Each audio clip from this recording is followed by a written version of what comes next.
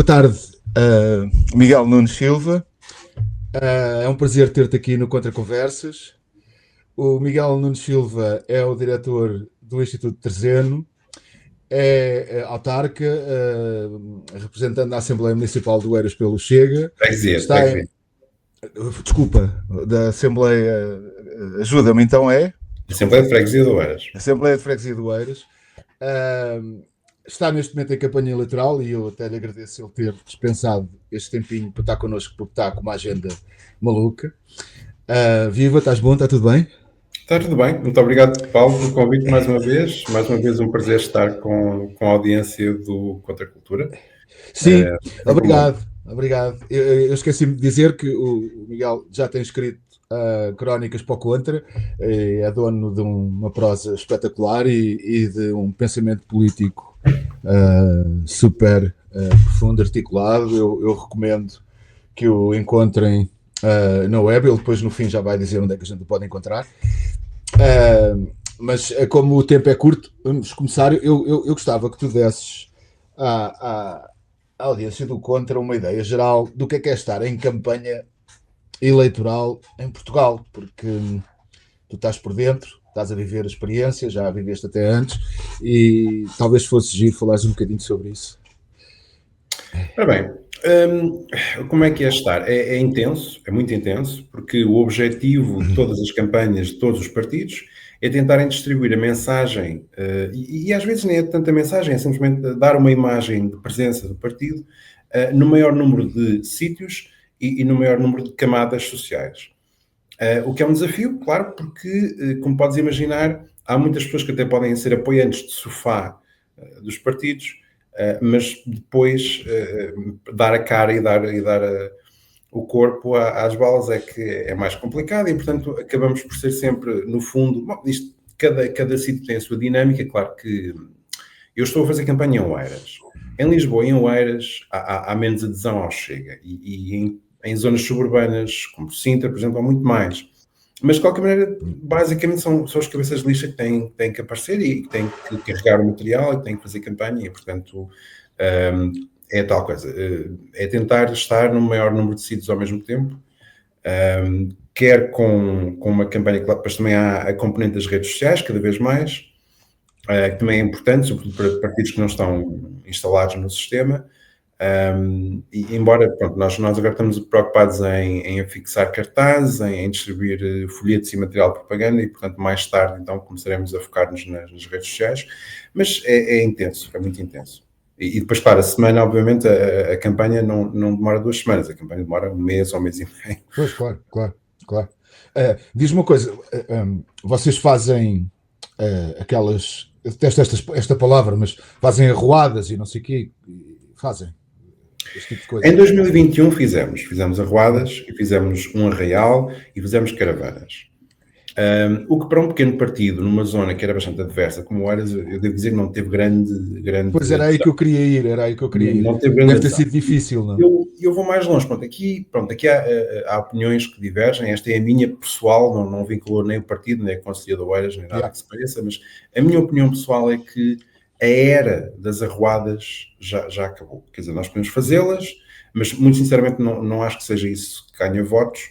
Acho que podem fazer a diferença, por exemplo, se pensares para aí nos anos 90, nos anos 2000, se houvesse uma eleição renhida a nível autárquico numa cidade, sei lá, Coimbra, uma cidade qualquer, e então um dos partidos aparecesse com uma dinâmica e com uma arruada muito mais forte, ok, admitamos que aí sim que faria uma diferença, a diferença marginal ajudaria. Neste momento, muito sinceramente, eu acho que não faz diferença. Eu posso dizer que em 2021 nós tivemos um resultado de 4% em Oeiras, portanto foi a primeira vez que o partido se apresentou a eleições autárquicas, tivemos 4%, foi excelente, porque conseguimos eleger ainda 4 autarcas, mas aquilo que contou não foi o nosso esforço, e eu posso dizer que fizemos um grande esforço financeiro e não só, mas o que contou foi o André Ventura estar nas televisões. Portanto, eu sou candidato pelo Chega, mas o que conta é aquilo que as pessoas veem nas televisões, e quem foi votar no Chega em Oeiras não foi votar porque pensasse, sim, estou a eleger o Presidente da Câmara, que vai ser um tipo fabuloso. Não, votaram porque já faziam parte da família do Chega e votaram no Chega. Pronto, sim. Eu acho que o Chega até está a contrariar, neste momento, esta ideia que nós tínhamos de que as pessoas nas eleições autárquicas votavam nas pessoas pelo menos tanto como votavam nos partidos. Porque está a acontecer, há projeções de resultados do Chega que têm necessariamente a ver com voto de protesto político, puramente político, e não com aquilo que as pessoas acham que a pessoa que vai defender melhor os interesses de cada autarquia e diabo. Concordo. Acho que há nitidamente, não é? Nitidamente. Eu sei, por exemplo, uma zona do país que eu conheço, para além de Lisboa, conheço bem, que é ali a Costa Azul, as coisas em Setúbal, em Sesimbra, até no Seixal, os números do Chega são incríveis.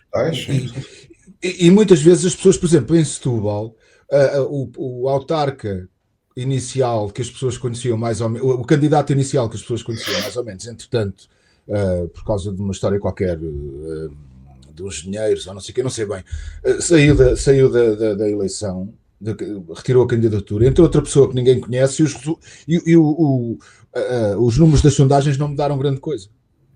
E eu posso dizer também, tenho uma referência própria, enfim, isto pode mudar de eleição para eleição, nunca se sabe, mas em 2021 eu posso dizer que houve freguesias onde nós fizemos uma campanha mais intensa do que outras, e o resultado foi completamente transversal, quer dizer, não fez diferença. E por isso é que eu digo que eu tenho sérias, eu digo isto com pena, porque de facto nós fazemos um esforço imenso, mas há pessoas que fazem um esforço ainda maior que eu. Enfim, eu faço o que posso e sei que não serei o melhor, mas isto para dizer que eu tenho a nítida impressão de que acho que a era das arruadas e dos panfletos e disso já passou. Acabou. Acho que não faz uma grande... Fará uma diferença, mas muito marginal, muito marginal. Eu no outro dia tive que ir com o meu sogro ao Museu do Fado e quando entramos estava uma manifestação. E isto não é, eu não estou a dizer isto por questões ideológicas, estava uma manifestação da CDU, mesmo ali naquele pátio do chafariz da Alfama. E eu achei uma coisa, pronto, eu não tenho de facto grande conhecimento da realidade do que é que são os comícios hoje em dia e tal, mas lembro-me, eu quando ia a comícios era muito jovem, e lembro-me que os comícios tinham, as manifestações e os comícios tinham uma alegria intrínseca, as pessoas iam, gritavam, participavam, eram grandes multidões e diabo. Eu passo ali, olho para a manifestação, e não é bem aquilo, não era uma manifestação, era um comício. E estavam, tipo, imagina, 30 pessoas, um homem agarrado ao microfone a gritar slogans, aqueles slogans banais que já não mobilizam ninguém. Gastos que já não significam nada, são só palavras sem grande sentido. As pessoas com um ar muito parado a olharem, enfim, tudo aquilo era constrangedor e deu-me até a ideia de fim de uma época, sabes? De se fazer política assim. Não... Eu posso dizer que no meu testemunho, os do André Ventura, não. Os do André Ventura são bastante... têm muita adesão e muita alegria, muita dinâmica. Mas for outras pessoas, menos, pronto, muito menos. Pois, até porque aqui entre nós, eu não sei, se calhar lá está, posso estar equivocado e peço desculpa se estiver, mas também não estou a ver, mesmo, eu estava a falar deste comício da CDU, mas mesmo ao nível do PSD ou do PS, que haja assim um entusiasmo tão grande dos apoiantes, não é? Tipo, quer dizer, as pessoas hoje em dia, as pessoas que votam no Bloco Central, PS, PSD e tal, não o fazem por grande entusiasmo de certeza absoluta, não sei, digo eu. A nítida impressão que eu tenho é que estão na defensiva, sobretudo o PS. Pois. Está na defensiva, está muito na defensiva. O PSD tem um... Eu acho que as elites do PSD acham que têm um grande elan. Sim. Pronto. Sim. Acho que os resultados estão à vista, não têm... Exato. Mas pronto, eles lá saberão. Ok. Adiante com o assunto. Queria falar... Também queria que tu me desse aqui uma ideia, passando destas eleições autárquicas para umas... Queres falar de Oeiras também especificamente, se quiseres, mas não sei até que ponto é que... Então, mas diz-me. Não, o que é que eu posso dizer?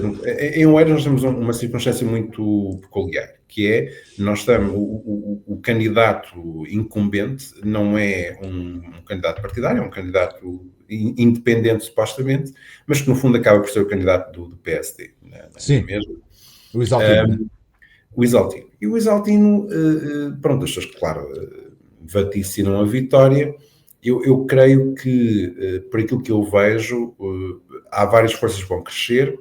Eu não estou muito convencido que o Isaltino vai crescer e eu acho que também Isaltino Moraes está no fim de uma era. Eu acho que, para mim, pronto, também não sou a pessoa que tem a maior experiência em Oeiras, mas o facto de ele ter querido tornar o tema da campanha um ataque ao Chega e casos de corrupção, ignorando o seu próprio historial, é muito diz muito, não é? É muito estranho, porque normalmente as campanhas são os méritos, quer dizer, ele é o Presidente da Câmara, ele tem os méritos, olha, fizemos isto, fizemos aquilo, fizemos aquilo outro, não. Escolheu focar-se numa questão perfeitamente secundária, terciária para os eleitores, portanto, também acho que... Foi qual, desculpa, que foi qual a questão? Não, ele criou um sistema, começou a atacar o André Ventura por ter pessoas no partido que um escândalo disto ou daquilo, como se as pessoas assim. Mas isso é bom sinal, isso quer dizer que é o adversário direto dele, não é? Quer dizer, eu acho que as pessoas, o Isaltino neste momento tem uma grande vantagem, que é a reputação. Ele tem décadas de governo, de executivo camarário, e as pessoas conhecem a reputação dele por construir, por ter visão para o Conselho, etc.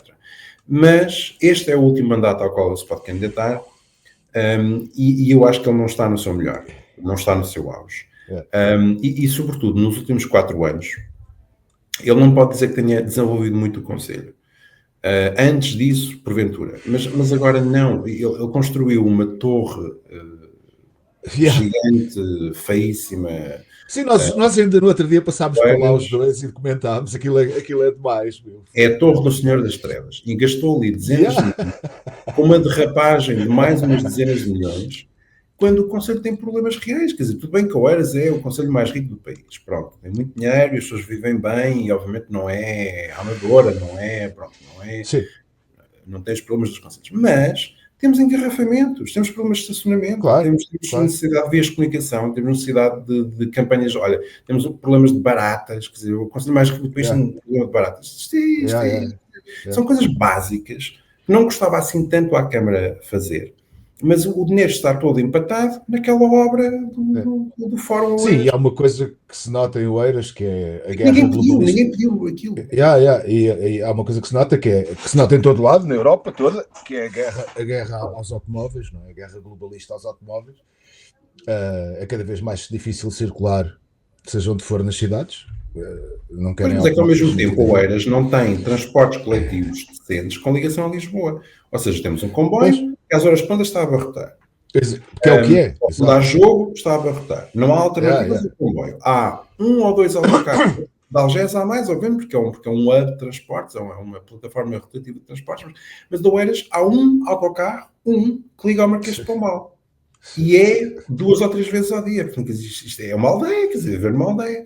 Portanto, se ele desenvolvesse transportes coletivos que não fosse preciso utilizar as estradas, mas não, os portugueses preferem os carros e têm necessidade deles, portanto, quer dizer, o executivo camarário tem que se adaptar a isso, tem que representar... Obviamente, é que as pessoas gostam de automóveis, as elites não gostam de automóveis, quer dizer, não gostam, também os usam e usam de forma até privilegiada, mas as pessoas gostam de automóveis, e é natural que gostem de automóveis, quer dizer... Não é? É natural que gostem de automóveis. Não há um cuidado em haver estacionamento, não há um cuidado em haver... E aqui também da parte do governo, a culpa não é só do Isaltino, mas devia haver uma lei que obrigasse os empreendimentos a construírem garagens sempre que se faz um novo empreendimento. Não é o caso. Mas não há. É fantástico. Não há? Não. Podes fazer um empreendimento sem garagens. É espetacular. Pelo menos podias e pronto. Resultado, não há estacionamento, não há garagens, as vias de comunicação ficam todas congestionadas às horas de ponta, o Oeiras, como sabes, está entre Cascais e Lisboa, portanto tem muito trânsito, até a própria autoestrada fica congestionada, quanto mais as vias internas. Exato. E depois, uma coisa era o Isaltino dizer, nós não conseguimos construir uma autoestrada própria, nós precisamos da ajuda do governo, por isso é que não se fez. Isso é uma coisa. Outra coisa é ele empatar dezenas de milhões de euros numa obra faraónica que ninguém pediu, em obras de arte. Nós temos obras de arte espalhadas pelo Conselho de Oeiras, que custam algumas meio milhão de euros, coisas palúrdios. Mais os custos de manutenção, porque estas obras públicas não têm muitos custos de manutenção, são relevados, nem é tanto por aí. Mas ele podia perfeitamente ir a uma escola de belas artes, encomendar uma obra qualquer aos alunos e punha no centro da rotunda. Não é preciso pagar ao mesmo artista 40 e tal mil euros ou 250 mil euros por dentro das obras pelo Conselho de Fora. É dinheiro mal gasto. Depois, claro, depois não há para o resto. Pois. Enfim. Diz-me uma coisa, eu queria te fazer esta pergunta, porque tu, pronto, como quadro do Chega, gostava de saber a tua opinião, e por acaso acho que nós nunca falámos nisto, até pessoalmente, que é, saindo agora do âmbito da Câmara de Oeiras, o que é que tu achas? Achas que o Chega alguma vez vai ter hipótese de chegar ao poder executivo da nação? Acho. A curto, médio e longo prazo, como é que tu vês isso? É preciso perceber uma coisa que a comunicação social ouvida e faz questão de não recordar os portugueses e de ignorar, que é os quadros fundadores do partido vieram do PSD e do CDS. Não vieram do PNR, vieram do Partido Nova Democracia, não, quer dizer, vieram do sistema. Simplesmente eram pessoas que estavam cansadas do sistema, porque uma pessoa contestava as políticas do sistema, que eram políticas que tinham maus resultados. Eu próprio, já fui muito próximo do PSD, JST. E as nossas opiniões, quer dizer, e depois víamos a Europa a mudar, víamos o mundo a mudar, e cá não só se ignorava aquilo que nós dizíamos, mas ainda se insistia em ir mais para a esquerda, no século XX, completamente anacrónico. Nós somos pessoas moderadas, eu não vejo, vamos lá, o impedimento neste momento não está no Chega nem nas políticas do Chega, o impedimento neste momento está nas elites, sobretudo do PSD. Exato. Agora, as elites do PSD, pronto, eu estou em crer que ou elas conseguem grandes sucessos, ou a lei do mercado vai varrê-las da liderança do PSD, porque mais cedo ou mais tarde o PSD tem que se adaptar. Eu posso dizer que... Achas? Acho que há... Achas que há quadros no PSD que possam aceder ao dirigismo, à cúpula do partido, que depois se disponibilizem para uma aliança com o Chega? Acho que não vai haver alternativa mais cedo ou mais tarde. O PSD já desde que o Chega conseguiu 12 deputados até, portanto já desde há 4 ou 5 anos que sabe que vai ter que fazer uma escolha. Há pessoas na cúpula do partido que, por fanatismo, por elitismo, por autismo cívico e político, insistem em que a estratégia das linhas vermelhas, essa estratégia é uma estratégia de chantagear o eleitorado do Chega. Ora, eu não me parece, isto sou eu, posso estar errado, que o eleitorado do Chega seja muito chantageável. Pode haver eleitorados que são. Não me parece que o eleitorado do Chega seja propriamente isso, mas pronto, é a estratégia deles. Qual tem sido o resultado dessa estratégia? Neste momento o Chega é o partido número 2 em Portugal. Sim.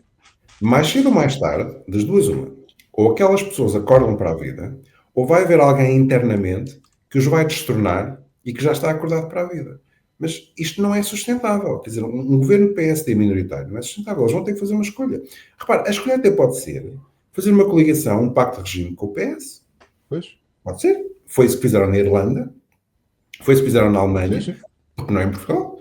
Agora, eu pessoalmente acho que era o suicídio do PSD e do PS. Mas pronto. Se eles acharem que é melhor, façam. Agora, aquilo que eles estão a tentar agora é que não é comportável. Isto não é sustentável. É que não é só o governo ser minoritário. Já tivemos governos minoritários antes, não é esse o problema. O problema é que o governo tem que tomar escolhas que, entre o PS e o Chega, são escolhas incompatíveis. Então eles vão ter que fazer uma escolha. Eles vão ter que ter parceiros de governação, vão ter que ter votos no Parlamento que neste momento não têm, e vão ter que fazer uma escolha. Ou é o PS ou é o Chega. Escolham. Eu sei que é uma escolha difícil, mas vão ter que escolher. Não, mas é que o problema é que se escolhe a Bloco Central... Quando é que vai chegar ao poder? Não sei, em condições também não sei, mas é importante compreender que muitos dos quadros da liderança do Chega vieram do sistema, Eu diria que eles não são do sistema, por isso é que por isso é que nós somos perseguidos pelo sistema a toda a hora, mas são pessoas perfeitamente pragmáticas. Nós não teríamos problemas em fazer, acho eu, o André Ventura já o ofereceu várias vezes, já se disponibilizou várias vezes, até se disponibilizou, se o problema sou eu, é o meu nome, então esqueçam, eu não faço parte do governo, mas façam um acordo com o Chega. E a elite do PSD persiste, teima em recusar. Mas é o que eu digo, acho que é uma questão de tempo. Eu diria a médio prazo. Mas, Miguel, mas depois há aqui uma questão que me faz aqui um bocadinho de espécie, que é, imagina que, ok, tudo bem, nas próximas eleições os resultados do Chega tornam-se de tal forma significativos que o PSD se vê obrigado a fazer uma aliança de governo, vamos imaginar, com o Chega. Agora, o que eu pergunto é, como é que as expectativas do eleitorado do Chega vão compaginar com a subida do poder do partido, a subida ao poder do partido, numa aliança com um outro partido que é globalista, eminentemente globalista, ou seja, num contexto em que o Tribunal Constitucional é o que temos, em que um Presidente da República, nesse caso, será aí o almirante das tendas das vacinas, ou o Marcos Mendes, ou sei lá, um pesadelo deste género, num contexto em que Bruxelas retirou praticamente a soberania ao nosso país, portanto, qualquer primeiro-ministro tem um bocado as mãos atadas. Portanto, em todo este contexto, o que é que depois pode mudar em Portugal de tal forma que não aconteça que chega um fenómeno do género começar a perder votos logo que chega ao poder? Entendes-me? Entendo. Eu acho que é preciso compreender que há muitas pessoas que votam Chega porque são antissistema, e essa foi talvez a base fundadora do partido nos primeiros tempos. Mas o partido não chega a 50 ou 60 deputados porque haja 1 milhão de pessoas que são antissistema. Acho que não é por aí. Ou seja, o eleitorado Chega é pragmático. Não tem a mesma mentalidade do eleitorado centrista, que ainda não percebeu, que ainda não acordou para a realidade do país. Portanto, são pessoas que já acordaram, mas ao mesmo tempo não são pessoas... Vamos lá, o nosso eleitorado não é eleitorado do Bloco de Esquerda. Não é eleitorado que quer votar em soluções utópicas e sistematicamente contra o sistema. Não, ou livre, mais livre neste momento do Bloco de Esquerda. Não é esse o nosso eleitorado. As pessoas de direita, no geral, são pessoas que pagam contas, fazem contas, têm famílias e são pessoas pragmáticas. Portanto, acho que ninguém iria ficar muito chocado por ver o Chega numa coligação governamental. E essa solução tem sido a solução em vários países europeus, na Itália, na Suécia, etc. Portanto, não vejo... Está bem, Miguel, mas depois o que é que se podia fazer, por exemplo? Mas repara, isso é verdade, mas as pessoas tinham, por exemplo, acho que as pessoas têm expectativa, uma vez que o Chega a sede ao poder executivo no país, as pessoas têm alguma expectativa que algumas coisas mudem, por exemplo, a imigração. Ok? Mas o que é que o Chega poderia fazer numa coligação com o PSD e num contexto institucional como o que temos? O que é que poderia mudar realmente? Olha, eu posso dizer que já aconteceu várias vezes no Parlamento que uma legislação é proposta pelo Chega, é chumbada liminarmente porque vem do Chega, e depois os outros partidos acabam por aprovar uma coisa semelhante sem o Chega, ou pelo menos sem ser proposta pelo Chega. Eu acho que há perfeitamente abertura para negociar soluções. E isso, o resto vai depender das negociações que se façam na altura. Mas não creio que seja necessário o Chega obter 51% dos votos para chegar ao governo. Acho que não é necessário. Sim, agora, não. Também não estou a ver o cordão sanitário a cair tão rapidamente. Mas não vejo outro caminho. Embora eu acho que quanto mais o PSD... Se o PSD, nas próximas eleições, cair para um bloco central, eu acho que vai dar, de facto, condições ao Chega para ter um resultado estrondoso daqui a 8 anos, ou daqui, sei lá. Mesmo. Porque o autismo aí vai ser de tal forma, não sei, aí nem sei se não conseguirá a médio prazo uma vitória mais expressiva. Como tu sabes, eu não sou eleitor do Chega e não tenho especial simpatia pelo André Ventura, mas o que eu leio no sentimento na sociedade, nas pessoas, é que há uma profunda insatisfação com, com o E para estabelecimento da mal Terceira ou para bem, República. o Chega conseguiu encarnar essa insatisfação. Sim, sim, sim, sim, sim, sim, sim. Não, isso sem dúvida, basta olhar para os números, não é? Eu acho que eu soube de uma sondagem que o Chega estava a somar 26,5% das projeções, quer dizer, epá, já é um número muito significativo e é um bocadinho incontornável. Eu acho que é um bocadinho incontornável, não sei. Mas vamos ver. Vamos falar só aqui um bocadinho da conversa. Não temos muito tempo. Eu queria que tu me dissesses, falasses também da tua experiência como líder de um instituto conservador em Portugal. Porque não há, pronto, se calhar lá está, eu posso estar a ser ignorante e peço desculpa por isso, mas acho que não há muitos institutos conservadores. Eu conheço o teu e daquele senhor Jaime Nogueira Pinto, que também tem um, não é? Também Tem a dirige um revista, instituto a Clínica conservador. 21. Pronto. Mas não há assim muitos. Portugal é um país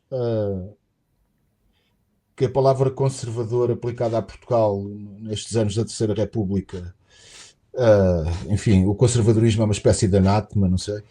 E eu queria que tu me falasses também um bocadinho da tua experiência, como é que é presidir um instituto conservador e que me tentasses também definir o que é ser conservador em Portugal e na Europa no século XXI. O que é isso? Em que é que consiste? Ora bem, eu posso falar um bocadinho da história do Instituto. Os fundadores fomos eu e o Luís Galego Pinto. Nós já demos várias entrevistas também juntos sobre a fundação do Instituto. Ambos tínhamos um interesse em ver uma estrutura semelhante em Portugal.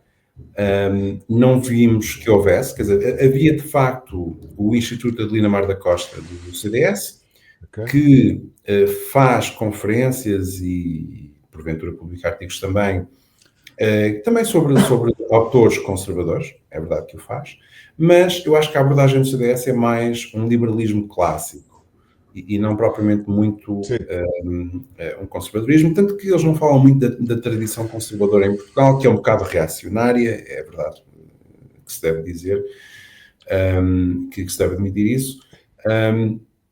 Mas a verdade é que o Chega estava a ser fundado, havia outros projetos de direita e não havia uma instituição que dinamizasse a nível intelectual e a nível filosófico, político-filosófico, o pensamento conservador. E nós decidimos criar o Instituto Terzeno.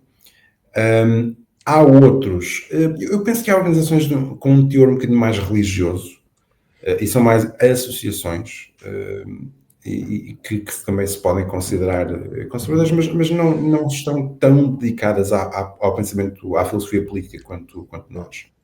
Aquilo que eu tento fazer enquanto diretor é reunir um grupo de pessoas que têm uma visão semelhante. Claro que temos pessoas de quadrantes diferentes, temos libertários, temos identitários, temos democratas cristãos, temos pessoas diferentes, mas no fundo andam todos ali à volta de um conservadorismo, nacional-conservadorismo, uma coisa desse género. Portanto, pessoas com pensamento próprio, com dinamismo ou para escrever, ou então pelo menos para nos ajudarem com contactos, com organização de eventos. E tento fazer aquilo que se pode fazer num instituto que não tem fundos, portanto nós tentamos difundir ideias, é essa a base. Exato. Claro que e depois também acho que há uma certa vantagem, nós somos independentes, não estamos agregados ao Chega, embora o Chega seja incontornável, claro, é a única força conservadora no Parlamento, mas pronto, fazemos o que podemos e por mais humildes que sejamos, pelo menos há alguém em Portugal que dá voz ao pensamento, à tradição conservadora em Portugal. O que é ser conservador? Há um vulto, eu diria que para mim a fundação do conservadorismo passa por Edmund Burke. E porquê Edmund Burke? Porque foi das primeiras pessoas a insurgir-se contra a Revolução Francesa, que conseguiu discernir que a Revolução Francesa não ia ser uma revolução liberal como tinha sido nos Estados Unidos e em Inglaterra, e portanto, era uma coisa, era um animal diferente.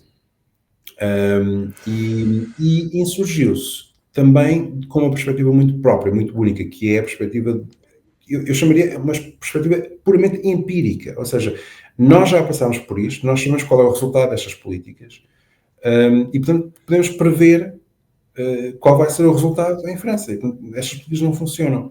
E ele foi a primeira pessoa a escrever portanto, o livro que ele escreveu, que é Reflexões sobre a Revolução em França, foi uma carta.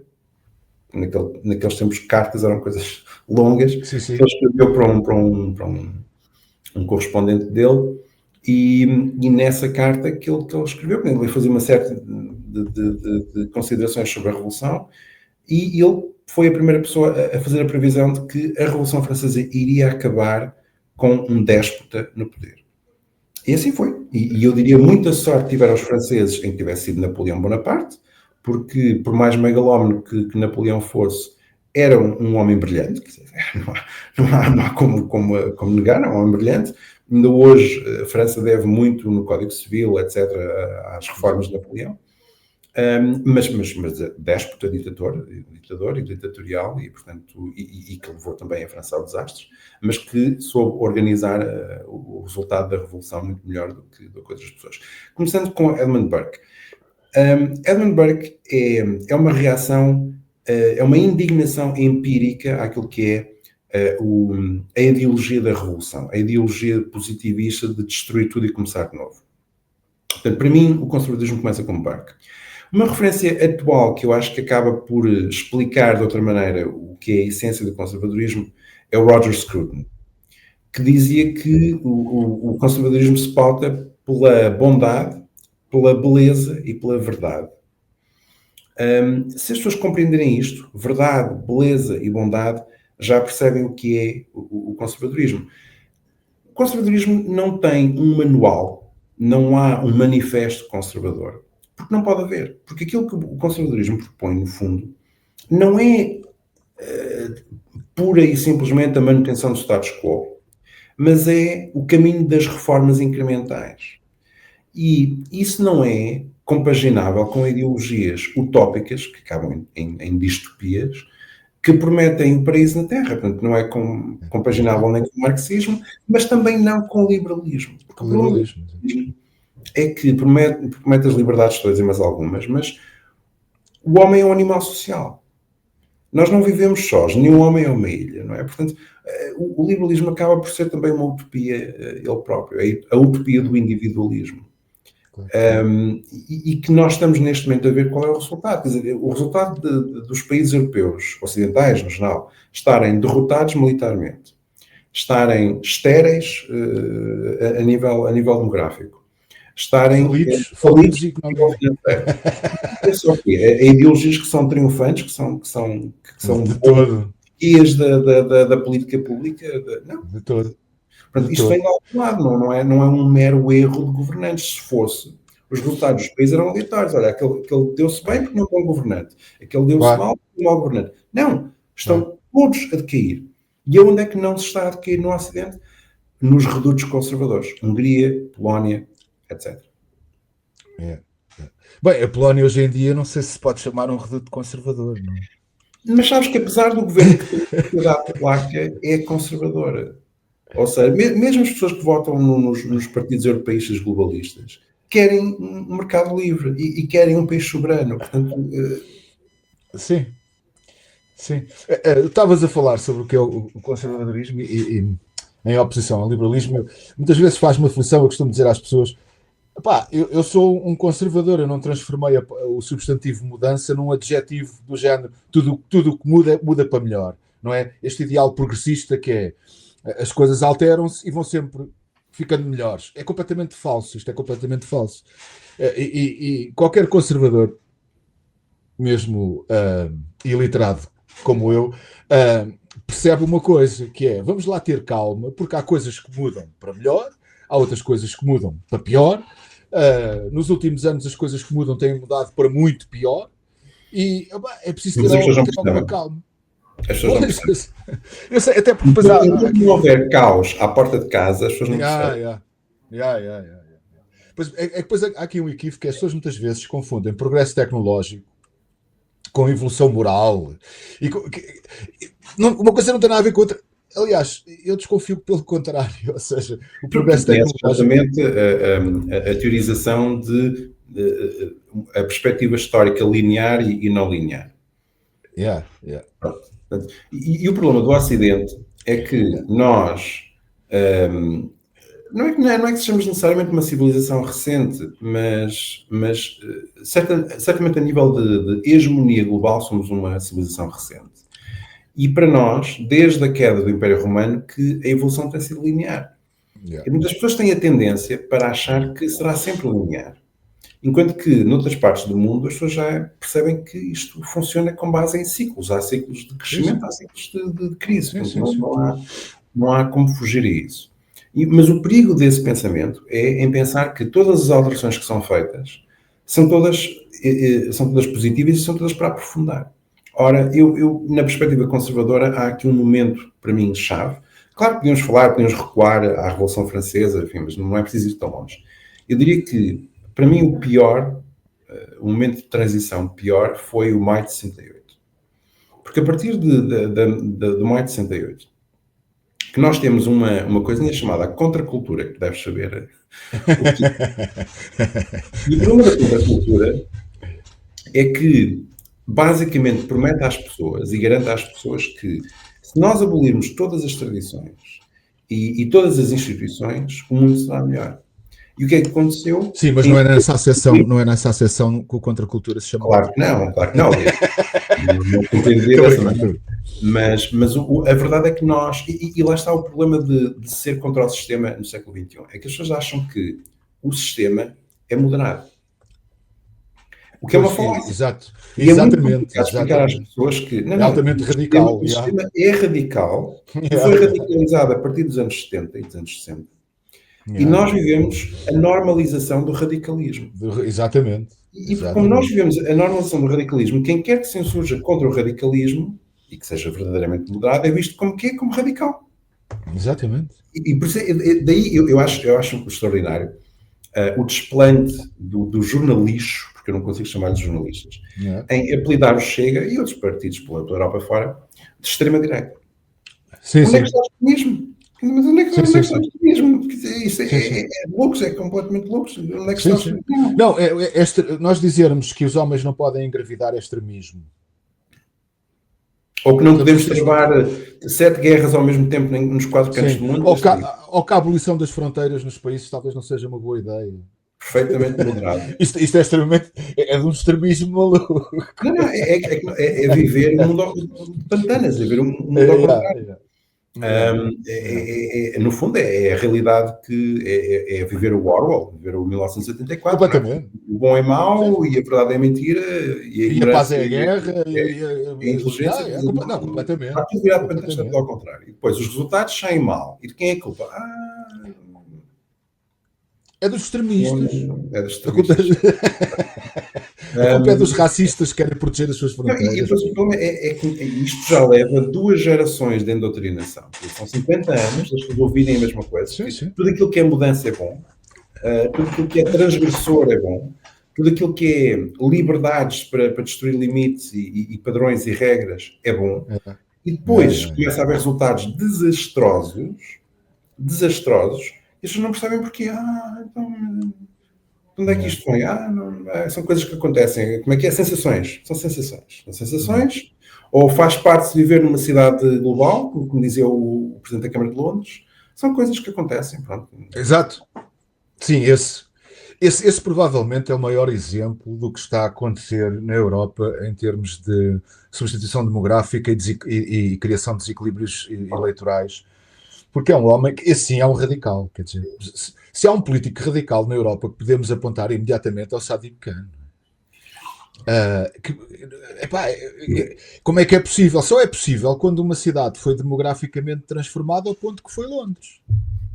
Paulo, eu posso dizer, infelizmente, que eu conheço pessoas que me foram muito próximas, que viviam em Londres e votavam no Sadiq Khan, já depois de ele ser Presidente da Câmara depois de vários mandatos, quer dizer, e que votavam nele. E que, quer dizer, é tal coisa, é muito complicado de explicar. Quer dizer, vocês têm uma cidade que está invadida, que está completamente descaracterizada, onde a qualidade de vida se perde. Vocês sabem perfeitamente qual é a fonte desse mal e continuam a votar na fonte desse mal. Muito estranho. E imagina que o Presidente da Câmara de Londres era cristão, como o Sadiq Khan é muçulmano. Ou seja, o escândalo que não seria, não é? A loucura que não seria, não é? Mas isto é a lente, isto é o filtro da esquerda, que é tudo aquilo que é branco, masculino, cristão, é tudo para deitar fora, é tudo mau, é tudo opressor. E, portanto, tudo aquilo que não é libertador. O que é objetivamente falso, porque não há religião. Não há religião mais opressora a Comissão sua influência para a Igualdade, a Comissão Portuguesa para a Igualdade faz uma recomendação aos jornalistas e às instituições do Estado para não apresentarem resultados que discriminem de acordo com a nacionalidade. Certo? Pois. Porquê? Porque se for um português a cometer o crime, pode-se dizer o nome. Mas se for uma criança na escola com nome estrangeiro, não se pode dizer o nome. E porquê? Porque são as minorias. As minorias, por serem minorias, têm inerentemente razão moral. Ora, nesta circunstância, como é que se consegue promover uma política minimamente racional? Não dá. Não dá. Enfim. Sim, isto faz-me lembrar outra coisa, que há muitos países, eu não sei se em Portugal se passa o mesmo, mas pelo que tu me estás a dizer, presumo que também, em que os dados dos crimes cometidos não vêm agregados à nacionalidade de origem das pessoas, ou seja, e assim é completamente impossível discernir quais são os resultados da imigração desregrada nos números da criminalidade de cada país. A perspectiva que existe à esquerda, que é a mesma do jornalismo, extrema-esquerda, claro, é a perspectiva do Rui Tavares. Qual é a perspectiva do Rui Tavares? A visão do Rui Tavares é: Portugal não é um país diferenciado. Portugal é a repartição europeia da Península Ibérica Ocidental. Exato. Ou seja, haver fronteiras ou não haver, nacionalidades ou não haver, é irrelevante. Exato. Repara, se o objetivo da esquerda é a igualdade, então o objetivo é a uniformização das pessoas. Qualquer tentativa de discriminação, qualquer tentativa de distinção é, por si só, um pecado. Portanto, não há lógica no sistema. Mas repara na ironia. Repara na ironia. Tu falas, na uniformização das pessoas, mas depois eles usam a palavra diversidade para definir esse fenómeno. Quando está na cara...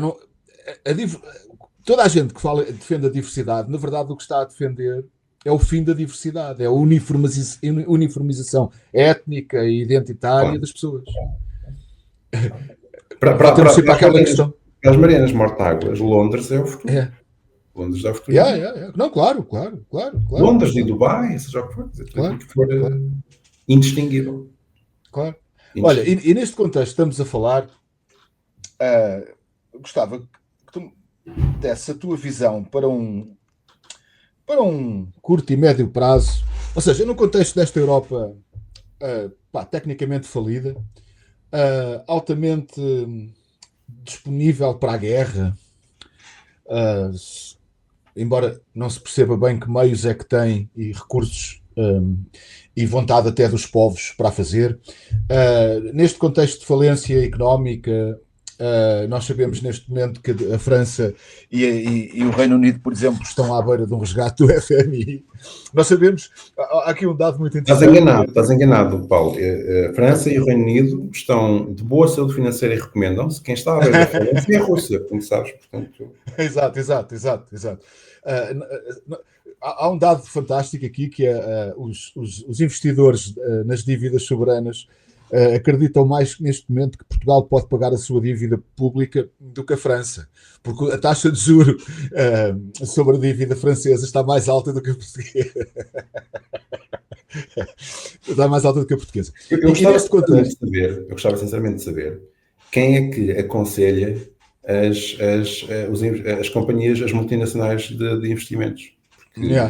Não que eu esteja a defender a saúde financeira de França, porque obviamente não é boa, já não é boa. Mas isso não faz sentido. Mas aonde é que Portugal tem mais credibilidade? Mas isto é um facto, a taxa de juros sobre a dívida pública portuguesa está mais baixa neste momento do que nunca vai ser. Mas pronto, neste cenário, e depois também, incluindo aqui há um certo cheiro a pólvora no ar, não é? Em Inglaterra, em França, em vários países as coisas não estão, percebe-se que as massas não estão muito viradas para certo tipo de agendas. Pelo menos as massas nativas, quando eu falo de massas, faço das massas nativas. Eu gostava que tu me falasses um bocadinho sobre o que é que tu achas, qual é o futuro da Europa. Pronto, partindo do princípio que não vamos morrer todos amanhã numa guerra nuclear com a Rússia, como é que tu vês isto a evoluir? Qual é o cenário a evoluir? Não sou capaz de prever, porque nunca tal coisa existiu na história da Europa e do mundo. Ou seja, porque quando nós falamos da Europa, o principal problema da Europa é Bruxelas e é a União Europeia. E esta entidade nunca existiu antes. Portanto, é muito complicado de prever. Aquilo que eu posso dizer é, as dinâmicas que eu vejo em Bruxelas são altamente destrutivas e não são passíveis de serem sanadas a curto prazo. Por um lado, tens uma Ursula von der Leyen, que governa não para ti, não para mim, não para os portugueses, não para os franceses, nem sequer para os europeus, mas governa exclusivamente para os interesses da população de Bruxelas, das instituições. Porquê é que a Ursula se mantém no poder, apesar de não ser popular? Porque aquilo que ela tem feito é tentar conquistar mais competências e jurisdição para as instituições europeias. Agora, poderás dizer, mas ela falhou, ela tem escândalos de corrupção, ela é uma política que não é bem vista. Pois, mas é bem vista em Bruxelas. Ela tentou trazer para a competência de Bruxelas a negociação das vacinas, como sabes. Ela tentou trazer para a competência de Bruxelas agora a negociação do programa de rearmamento. E, portanto, para isso, para eles, para a perspectiva destas pessoas, quanto mais competências vierem para Bruxelas, melhor. O objetivo não é boas políticas nem bons resultados. O objetivo é jurisdição. Se ela consegue mais jurisdição para Bruxelas, trabalho bem feito.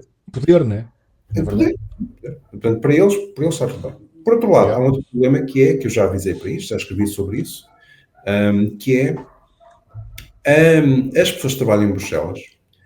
Há uma elite internacional que trabalha em instituições internacionais, não é só a União Europeia, também a ONU, também a NATO, que vive de salários chorudos, porque tem as subvenções de deslocação e de segurança, etc., que trabalham em instituições internacionais, e o que acontece é que, como estas estruturas são permanentes, às tantas, os filhos das primeiras pessoas que para lá foram, já só socializaram com os outros filhos das outras pessoas que para lá foram, ou seja, perdeu-se qualquer tipo de sentido de patriotismo, de identidade nacional, de pertença, ou seja, eles são apátridas, mas são os apátridas, não são neutros, são apátridas daquela mentalidade, daquela cidade e daquelas instituições. E o que acontece é que isto acaba por ser uma nova identidade étnica, é uma espécie de uns ciganos internacionais, muito bem pagos, muito bem qualificados, mas que não têm lealdade nenhuma para com ninguém e acreditam numa espécie de uma União Soviética internacionalista, progressista. E estas pessoas, já não é uma questão de ideologia, mas já não é uma questão de interesse financeiro puramente, porque às vezes eles tomam decisões que até os impactam eles próprios negativamente. Mais longe, o Fórum Económico Mundial, a imigração em massa, repara o que foi o resultado da imigração em massa para a Europa. Os judeus estão a fugir da Europa. Isto não foi bom para eles, mas quem é que fazia isto durante anos e décadas? Ora, estas pessoas que têm uma identidade étnica neste momento separada, não vão baixar os braços só porque um partido ou outro ganha eleições na Europa. Portanto, eu não vejo como é que aquilo que é o fanatismo destas pessoas, como é que poderá ser compatibilizado com as novas tendências político-ideológicas na Europa, que vão ser de direita. Portanto, qual vai ser o resultado disto? Não sei, mas acho que não vai ser bom. Vem a propósito, como tu sabes, eu sou um bocadinho teórico da conspiração e dá-me a nítida sensação que esta história da hostilidade do Bloco Ocidental em relação à Rússia tem a ver precisamente com o que tu estás a dizer, que é uma forma também das elites se cristalizarem no poder. Ou seja, eu dá-me a nítida sensação que, por exemplo, o Merz, mais tarde ou mais cedo, vai dizer isto aos alemães. Epá, estamos aqui em estado de emergência com a Rússia e nesse sentido, como estamos em estado de emergência, há legitimidade para proibirmos o AfD, que é pró-russo e tal. Ok? Este tipo de lógica. Porque eu não encontro. Há razões ideológicas. É claro que os liberais, os neoliberais, odeiam a Rússia por tudo aquilo que a Rússia representa, a Rússia tradicionalista, conservadora, ortodoxa, cristã ortodoxa, nacionalista à brava, não é? Eles odeiam isso. Mas para além há outros países assim. E a Europa não está histérica com eles. A questão aqui que eu te pergunto não será esta fabricação do medo e que justifica a hostilidade com a Rússia uma maneira de legitimar e manter o poder, de que as elites legitimarem o poder e manterem-se e cristalizarem-se no poder no Ocidente? Principalmente na Europa, nos Estados Unidos não é tanto assim, mas na Europa. Ao contrário de ti, eu não tenho uma costela conspirativa. Sim, bem sei. Eu acho que a maneira como eu vejo isto é que houve uma série de tendências que há uma inércia que levou ao resultado atual, à realidade atual. No caso da Rússia, o problema eu acho que a Rússia representa... Há uma perspectiva crítica da Rússia que existe por aversão ideológica, não apenas porque a Rússia tem um regime diferente do Ocidente, a nível ideológico, nem é pelo autoritarismo, porque obviamente que há outros regimes autoritários que têm boas relações com o Ocidente, mas sim porque a Rússia é uma versão daquilo que o Ocidente podia ser com políticas conservadoras. Uma versão bem sucedida com políticas conservadoras. A Arábia Saudita ser autoritária não incomoda ninguém. Ninguém está à espera que os europeus queiram ser a Arábia Saudita. Mas a Rússia é complicado, porque a Rússia representa aquilo que é o aplicar do inverso das políticas do Ocidente, ainda por cima um inverso que resulta bem. Portanto, a Rússia está mais rica do que estava, está mais segura do que estava, está mais influente do que estava, e fez com quê? Com LGBTs e com quem não foi contra vestes na hora do conto. Não. Portanto, isto é problemático, não é? Para o Ocidente. Mas eu acho que houve uma série de políticas, isto é o resultado de várias políticas que acabaram por convergir neste resultado. Eu diria que são tendências estruturais. Uma tendência foi, porque eu acho que não havia má vontade para com a Rússia no início, até se falava em incluir a Rússia na NATO, e como sabes, durante muitos anos houve o Conselho NATO-Rússia, e o que acontecia era que adaptar Montenegro ou a Albânia para os padrões da NATO é fácil e é rápido e é barato. E adaptar a Rússia, ou melhor, a ex-União Soviética, porque nos anos 90 aquilo era a ex-União Soviética. Para o Marcelo Rebelo de Sousa ainda é. Para o Marcelo Rebelo de Sousa ainda é União Soviética. Ele estava a dormir, não sei. Sim, desculpa. Adaptar a Rússia para os padrões ocidentais tinha demorado muito tempo, tinha sido muito caro, teria envolvido muito capital político. E qual é o problema? Os nossos políticos estão lá há 4 anos. Ninguém vai planear para 40, vai planear para 4. Portanto, ninguém se queria dar esse trabalho. E o resultado disso foi o quê? Foi que todos os países que estavam a sair da União Soviética, secessionistas da União Soviética, aderiram à NATO, e nenhum país, nem a Rússia, nem países pró-Rússia, aderiram à NATO. Logo, gerou-se um consenso russofóbico dentro da NATO. Um outro problema foi os Estados Unidos. Os Estados Unidos, muita gente no Ocidente subscrevia a teoria do fim da história. E no fim da história já não é preciso pensar estrategicamente. E a consequência disso foi, então mais vale sairmos de alguns tratados de controle de armamentos, como por exemplo o tratado de mísseis antibalísticos, que era um tratado que basicamente fazia parte de uma série de tratados de antiproliferação nuclear que tinham sido negociados durante a Guerra Fria, e que basicamente dizia o quê? Que nenhuma das partes, nem o Pacto de Varsóvia, nem a NATO, portanto, ambas comprometiam-se a não desenvolver tecnologia anti-mísseis balísticos, ou seja, a não tentar impedir que mísseis balísticos cheguem ao seu alvo. E isto é importante, porque isto manteria a dissuasão nuclear. E, na administração Bush, isto foi eliminado. E aquilo que Putin disse na altura, e ele avisou para isso, se vocês abdicam destes tratados, a consequência é que nós vamos começar a investir na nossa tecnologia, para a nossa tecnologia conseguir furar a vossa tecnologia anti-mísseis balísticos, os vossos escudos. Não é que nós queiramos, mas vocês vão nos obrigar a isso. E qual é o problema disto tudo nos dias de hoje? É que, qual é o problema da Ucrânia? Isto é a minha interpretação pessoal, okay? Não vincula ninguém. É que a Ucrânia e a Bielorrússia, ou melhor, o escudo, as defesas antinucleares da Rússia, que eram basicamente lançar outros mísseis nucleares para interceptar na atmosfera os mísseis do Ocidente, tudo isso estava dependente de um sistema que estava ancorado, baseado em Moscou. Mas esse sistema de interceptar mísseis no limite, atenção, porque não havia tecnologia anti-mísseis balísticos, esse sistema só funciona quando a Rússia tem um aviso de X minutos que estão a chegar mísseis inimigos. O que é que acontece com a Ucrânia? Se a Ucrânia aderisse à NATO, toda a estrutura de defesa nuclear russa desaparecia. E, portanto, o Kremlin, desde os anos 90, isto não foi com Putin sequer, foi desde os anos 90, com Primakov, deixou bem claro, ouçam, pronto, vocês expandem a NATO, nós não gostamos, mas aceitamos, a Ucrânia e a Bielorrússia são independentes, tudo bem, nós aceitamos, mas há aqui uma linha vermelha, que é nem a Bielorrússia nem a Ucrânia podem aderir à NATO. Ou aderimos todos, e nesse caso, se a Rússia fizer parte da NATO, está muito bem, ou se não é para aderirmos todos, estes também não podem aderir.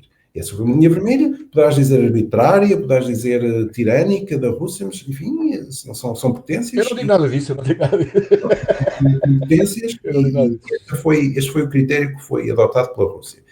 E a NATO quis ignorar. Aquilo que nós temos aqui é um diferendo entre dois conceitos fundamentais. A NATO defende a política da vizinhança aberta, da porta aberta. Qualquer pessoa pode entrar para a NATO, teoricamente. E a Rússia defende a teoria basicamente da dissuasão nuclear. Portanto, isto é incompatível. E o problema da NATO é que transformou-se numa organização que era tecnológica, mas técnica, uma organização militar, para uma organização que neste momento é ideológica, é direitos humanos e democracia e LGBTs e etc. E, portanto, qual é o problema destes valores? É que são valores morais. E um valor moral não pode ser moral ou semi-moral ou paramoral. Tem que ser ou moral ou imoral. E, portanto, não há limites. Então, a NATO não quer limites porque os seus objetivos declarados são objetivos morais. E os objetivos da Rússia não, são perfeitamente racionais, são perfeitamente fungíveis e negociáveis. Mas não é compatível. Não são coisas compatíveis. Eu acho que isto é estrutural. Não houve uma conspiração. Mas diz uma coisa, mas não se funde um ao outro fusível na tua brilhante cabeça quando tu observas, por exemplo, tu neste momento tens altos responsáveis de governos europeus a dizer que já estão em guerra com a Rússia. É mais que óbvio que a Europa sozinha não vai ganhar a guerra, uma eventual guerra com a Rússia, em nenhum caso. É também mais que óbvio que se cairmos em última análise no confronto nuclear, essa é uma guerra que ninguém ganha. E tu não achas estranho que países, por exemplo, a Dinamarca ontem entrou em pânico, a semana passada, entrou em pânico porque apareceram uns objetos voadores não identificados no aeroporto de Copenhaga, que levou ao fecho do aeroporto, que claro, toda a gente se apressou a dizer que eram drones russos, não se sabe bem como é que os russos conseguem colocar drones da Dinamarca. Eu sei o que queres dizer com esse exemplo, e há outros. O assalto a um arsenal militar na República Checa. As falsas bandeiras todas, ok. Mas para além disso. Eu acho que se passa. Mas deixa-me só terminar aqui uma cena que é. Entrando em pânico, como entraram, os dinamarqueses convocaram, portanto, ativaram uma política de mobilização que se traduziu em centenas de reservistas que passaram ao ativo. Ok? Isto para te dizer que a Europa não tem capacidade de mobilização, não tem recursos militares para fazer frente a uma potência que eu até desconfio que deve ser para aí a primeira potência mundial em termos militares, deve ser a Rússia. E não acho, isto não deixa um bocado do género. Epá, mas espera lá, isto não será a primeira vez na história da humanidade que alguém quer fazer uma guerra a alguém que sabe que vai perder? Há dois fenómenos que eu acho que estão em jogo aí. O primeiro é sempre, é assim, nós falamos sempre, Portugal é um país corrupto. Todos os países têm corrupção, ok? E sobretudo naquilo que envolve grandes contratos públicos, há sempre corrupção. Até há corrupção na Alemanha, até há corrupção na Suécia, ok? Acredita, não é só em Portugal. Sim, claro. E o resultado é que, quando há problemas causados por forças internas, é muito fácil culpar a Rússia porque é o bicho-papão de serviço. E, portanto, olha, foi a Rússia, pronto. E depois as pessoas ignoram os pormenores da coisa, percebes? Isso é uma tendência. Portanto, passa-se qualquer coisa chata, houve uma elite, houve uma facção, houve uma loja maçónica qualquer que fez porcaria, culpa-se a Rússia, pronto. Isso é uma tendência. A outra tendência é, e eu isto posso dizer que testemunhei pessoalmente, tu falaste em institutos conservadores. Há uma organização em Portugal que defende os interesses, defende a integração portuguesa na NATO, que é a Ação Portuguesa do Atlântico. E há capítulos desta associação em todos os países da NATO. Tal como há organizações que defendem a ONU e defendem a União Europeia, claro. Mas uma peculiaridade deste tipo de lobbies, no fundo, é um lobby, é que eles tentam, e isto é perfeitamente normal, compreende-se, eles tentam apelar à malta mais jovem, portanto, são aqueles que estão menos informados da história da NATO, neste caso, podia ser de outras organizações. E a consequência disso tudo é que quem sobe na política, talvez um bocadinho menos em Portugal, mas mesmo em Portugal, quem sobe na política é quem tem contactos nas ONGs todas, portanto, nas ONGs para o NATO, para a União Europeia, para a ONU, para o que mais alguma coisa. E depois também há quem tenha as empresas, mas no setor público são estas as organizações.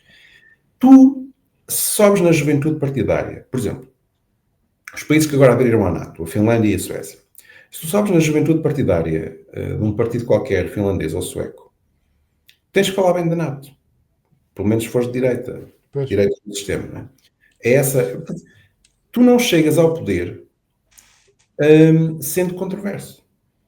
E ser controverso é ser contra o sistema que quer dizer, quem é que paga as viagens, com quem é que tens contactos, quem é que te...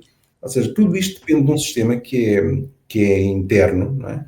E quando chegas ao poder, a opinião das pessoas e o interesse nacional são coisas secundárias. Tu chegaste lá com esta retórica e tu vais continuar lá com esta retórica. Porque se não adotares esta retórica, fazem-te a folha. Não há outra maneira. E qual é a consequência disto? É que tu acabas por adotar uma retórica russofóbica que não faz qualquer tipo de sentido, sobretudo para países que são vizinhos da Rússia, que não têm a menor possibilidade de ganhar uma guerra contra a Rússia. Mas diz o que tens de dizer porque o potencial de se ganhar uma guerra com a Rússia ou não é secundário. O primário é o que é que os meus apoios partidários e políticos querem que eu diga. E, portanto, acabas nesta encruzilhada. Quer dizer, a retórica só pode ser esta, o pensamento é único. Na NATO tens uma maioria consolidada russofóbica. Eu não estou a dizer que tenha que ser a favor da Rússia, mas quer dizer, obviamente que há aqui um elemento de exagero em relação à ameaça russa. Mas obviamente. Mas tu não adotares essa retórica, não vais ao lado nenhum politicamente. E portanto tens que dizer. É verdadeiro? Não, mas tens que dizer. Não interessa. É a mesma coisa que, sei lá, que todas as histórias do Karashnik que eles inventaram em relação à guerra na Ucrânia. A Ucrânia vai ganhar a guerra, o fantasma de Kiev, o genocídio da Ucrânia. Pronto, tudo se revela ser falso, mas não interessa. É o que sai da NATO. E portanto, não há como contornar isso. Pois se é verdade que o objetivo inicial de Moscou em relação à Ucrânia era em relação à Ucrânia especificamente e não tinha nada a ver com agredir a Europa ou coisa que o valha. Sim, mas era meter a NATO fora da Ucrânia. Sim, mas era localizado exatamente. Hoje em dia, de facto, neste momento, já começa a perceber que em Moscovo eles já estejam com uma ideia diferente, porque as coisas têm ganho uma dimensão, não sei, semi-apocalíptica, eu diria, mas pronto. Adiante, tu já não tens muito tempo, não sei se ainda tens mais 5 minutos, tens? Não. 5 minutos. Pronto. É só para fazeres irmos aqui aos Estados Unidos, gostava que fizesse um breve balanço do que é que tens achado da administração Trump. Eu tinha aqui muitas perguntas, podia fazer mais específicas, mas e até também neste contexto de que eles, entretanto, estão-se a matar todos uns aos outros e o diabo. Como é que tu estás a fazer a leitura da situação nos Estados Unidos neste momento? Obviamente, durante muitos anos, nós, na direita, queixámos e avisámos que havia uma radicalização de todos os partidos do sistema, mas sobretudo à esquerda, e agora tens a concretização de se fazer, de se olhar para o lado e se olhar para o lado em relação a esse fenómeno. Quer dizer, repara, quando nós temos a Antifa ou Black Lives Matter a matar pessoas nas ruas, a censurar nos médios e nas universidades, e toda a gente acha normal. Um homicídio como foi o do Charlie Kirk acaba por ser uma questão de tempo. E houve outros antes, e haverão outros depois, enfim, tudo isto era perfeitamente previsível. Qual é o problema? Os médias são eles próprios de extrema-esquerda, e têm palas, portanto, tudo aquilo que é, por exemplo, o assalto ao Capitólio, o assalto ao Capitólio que foi feito sem uma única arma, sem um único incêndio, o assalto ao Capitólio, só porque houve uns confrontos com a polícia. agentes infiltrados. Houve uns confrontos com a polícia, pronto, já nem vou por aí. Houve uns confrontos com a polícia e eles entraram no Capitólio e eles tiveram que interromper os trabalhos. Ok, não é maravilhoso, mas quer dizer, um assalto, chamam isso um assalto. Sim. O Black Lives Matter queima cidades, executa pessoas, a Antifa. Repara, eu escrevi um artigo, ainda está para sair.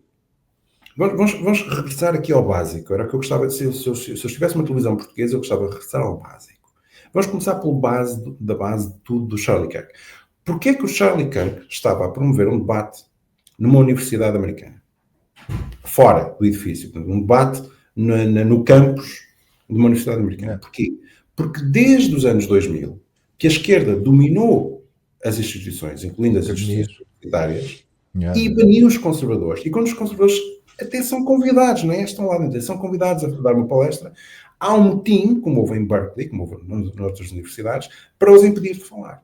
E foi por causa desta censura que o Charlie Kirk e outras organizações, ele não era o único, começaram a ir aos campos falar com os estudantes. Porque eles sabiam perfeitamente que os estudantes não iam ter argumentos para os derrotar. E não tinham. E tanto não tinham que tiveram de disparar. Agora, alguém diz isto na televisão portuguesa? É claro que não. Alguém denuncia o facto de que as universidades, todo o ensino superior é dominado pela extrema-esquerda? É claro que não. Porque eles próprios são de extrema-esquerda.